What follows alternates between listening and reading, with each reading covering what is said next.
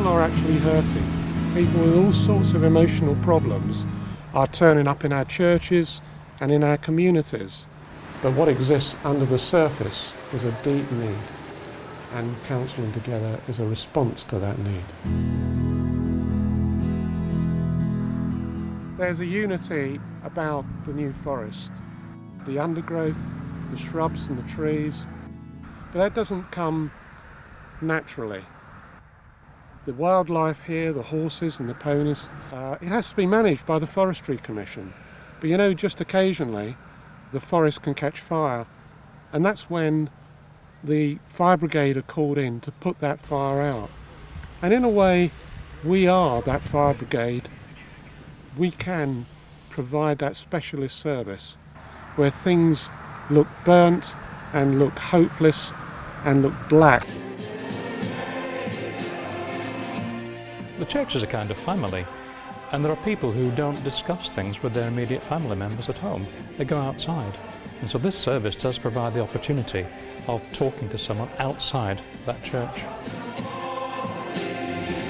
It's a little bit like a GP. There are things which a GP cannot do, nor does he have the time to do it. He refers people to someone outside. Many of my patients have emotional problems such as anxiety, depression, or marital difficulties. For these, appropriate counselling has an important role. Indeed, the National Institute for Clinical Excellence, which advises the NHS on the best treatments, in its guidelines on depression in 2004, recommended that in mild to moderate depression, psychological treatments, including counselling, should be used. I'm confident that Counselling Together provides an accessible, professionally run counselling service, and I'm very happy to recommend it to my patients.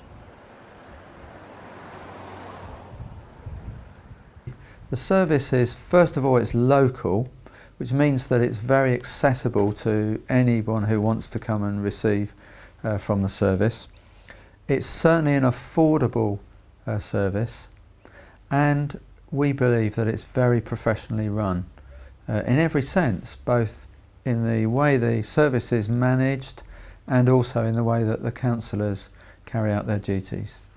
And when the service first started, it was only located in one or two places, but now it's located right across the forest in different church settings.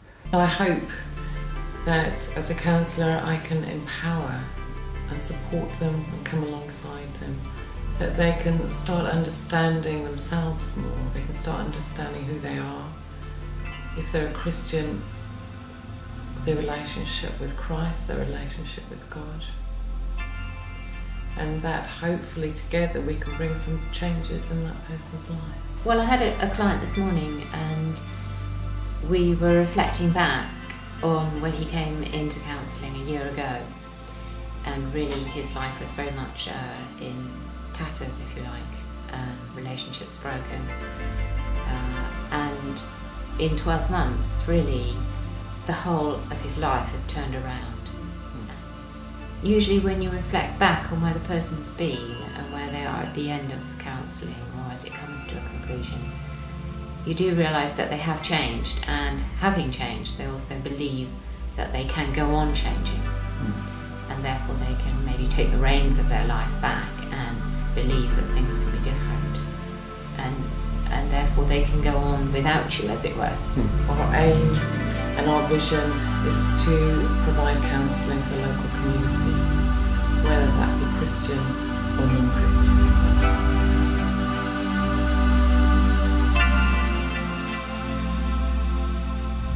Wasn't it Jesus' command? This is my command, he said, to love one another.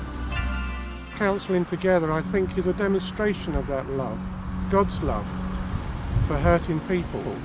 We know that there are hurting people, both in our churches and communities, and we want to say that we're there for you.